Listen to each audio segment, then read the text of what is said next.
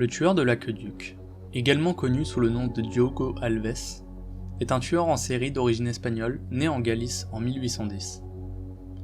Il déménage au Portugal dans le but de trouver du travail parmi des familles fortunées en tant que garçon de chambre ou cocher. Et étant alors encore relativement jeune, il commença à commettre ses différents crimes de 1836 à 1840.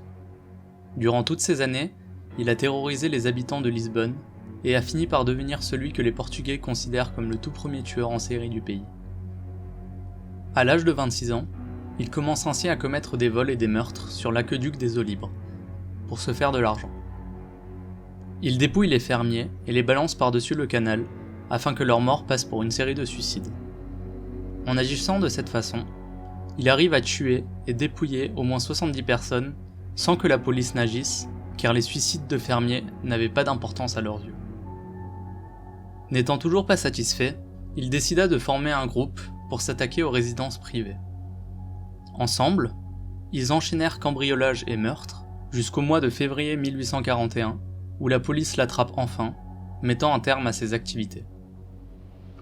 La vérité sur les suicides de l'aqueduc étant au passage révélée au grand jour, il fut condamné à mort par pendaison. En plus d'être considéré comme le premier tueur en série du Portugal, il est également l'un des derniers condamnés à mort du pays.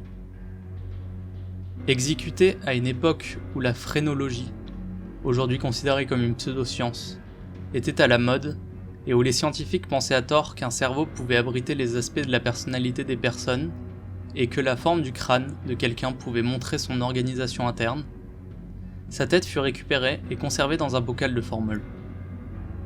Les scientifiques étaient persuadés que chacun des aspects de sa personnalité et de ses penchants criminels pouvait être ressenti, observé, palpé.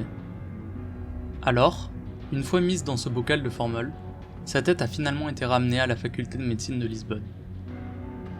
Rien ne prouve réellement que ces expériences ont été faites sur la tête de Diogo Alves, mais les souvenirs de sa vie et de ses crimes perdurent à travers ce reliquat, qui aujourd'hui est toujours posé dans son bocal, sur une étagère de la faculté de médecine de Lisbonne, cette même ville où il sema la terreur de son vivant.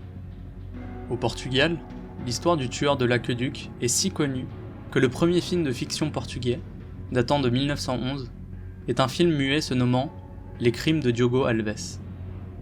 Si son histoire vous intéresse, rendez-vous à Lisbonne pour admirer sa tête.